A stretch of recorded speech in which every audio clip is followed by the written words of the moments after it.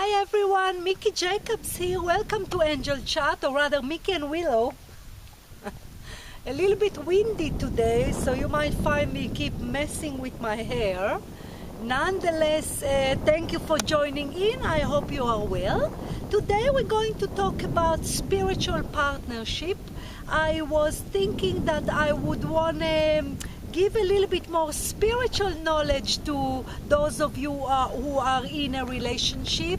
It's appeared that this last year relationship really having a really hard time. A lot of people having a hard time with their own life, so obviously, naturally, it's also affect the relationship.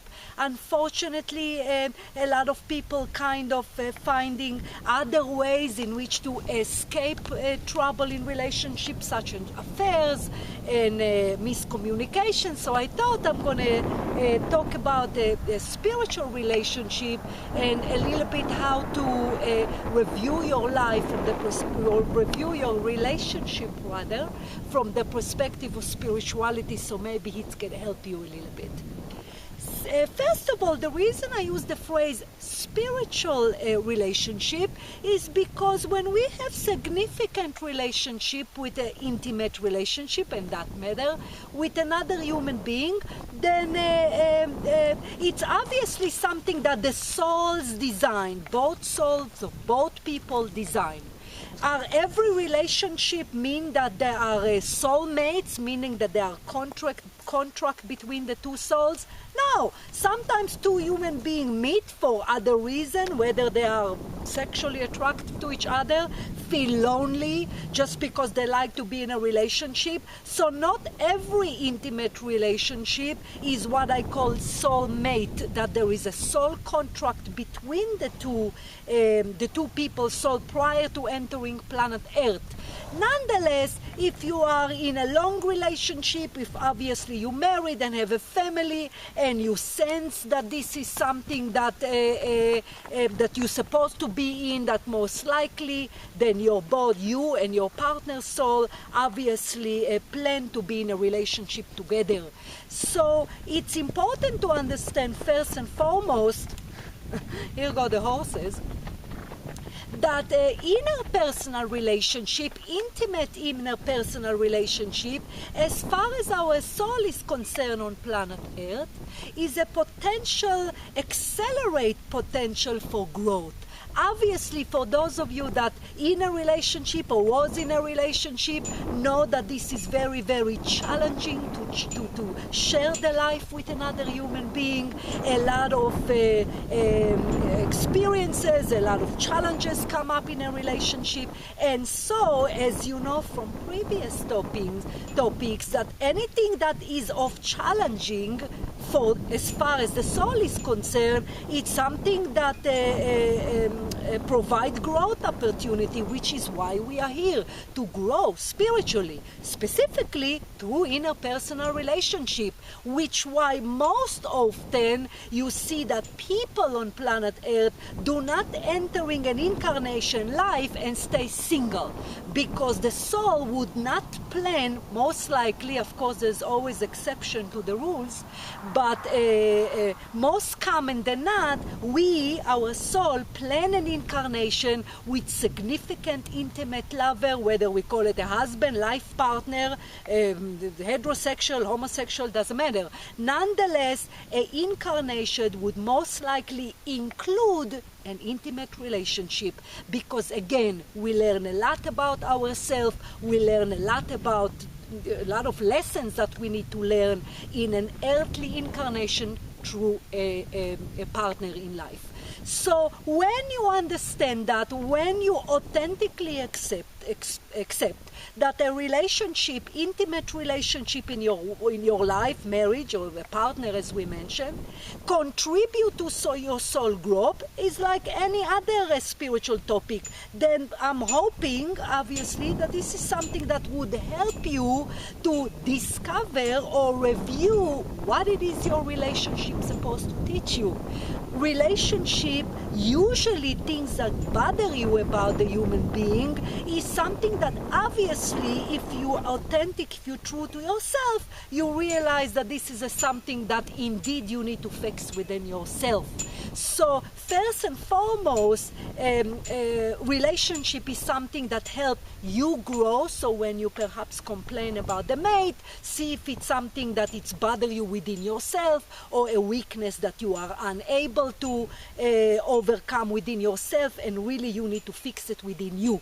So you can use your relationship, use the relationship as your spiritual growth, which is why the relationship is there.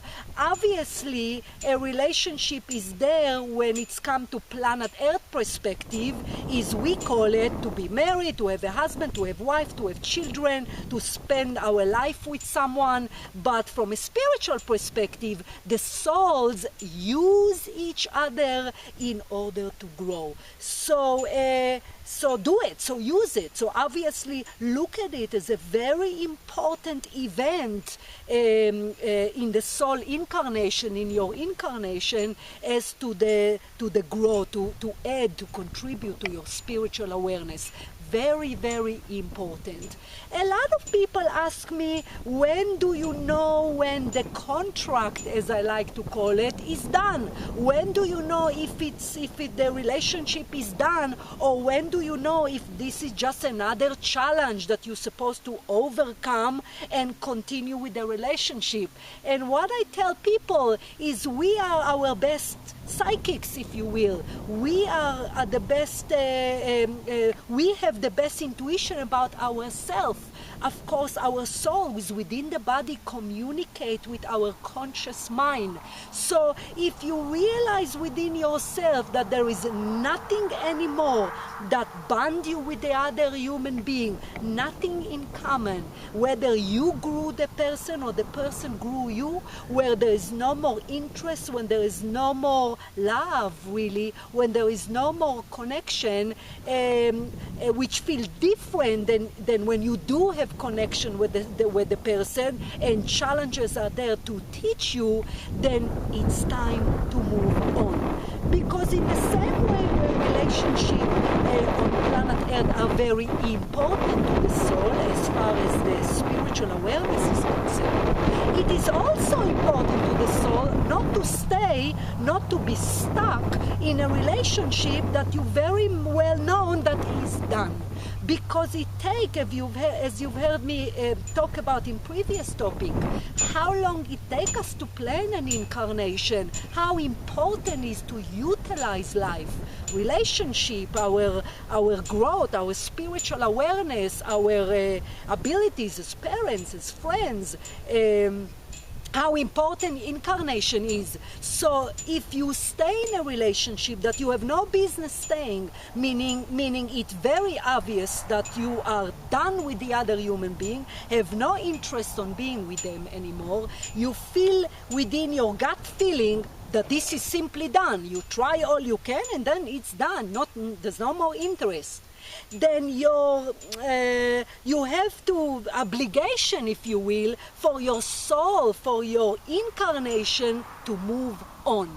Now, obviously, having said that, there is always the ego, ego in everything, which is provide opportunity for growth. So an ego in a relationship that is done perhaps be fearful. The human being wouldn't want to be single again. And then there's other things that the ego could bring in. There is kids, and there's family, and there's money, and there's things. And the age, a lot of people tell me, I know I'm done with the relationship, but I'm such and such age, I don't want to start all over again.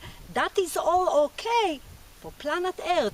But as far as the soul is concerned, that you have to honor your gut feeling, understand that sometimes contracts are simply done. Not every soulmates that come to planet Earth as a pre-designed contract to be together supposed to stay for the next 60 years. Actually, it's very uncommon for a two souls to have a contract that would last 60 years.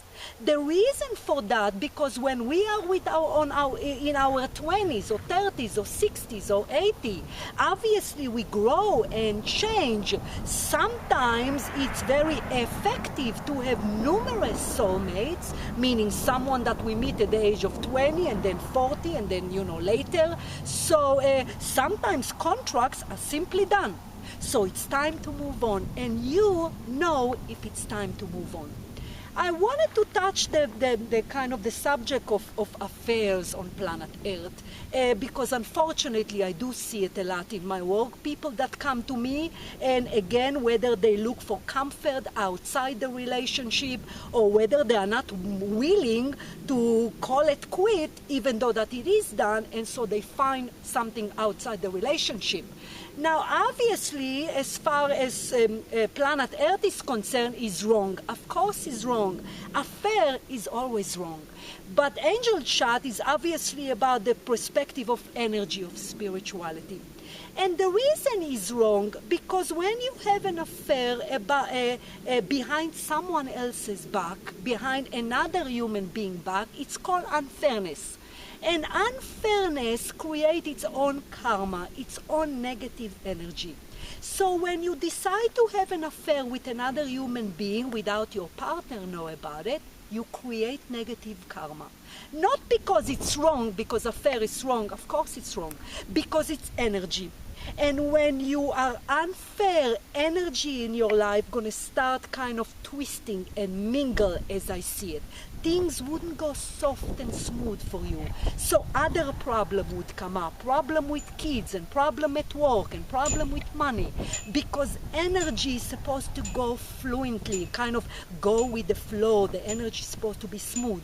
And when you do something that is unfair, the energy is stuck. And it's not only stuck in the relationship, but it will appear stuck in other area of your life.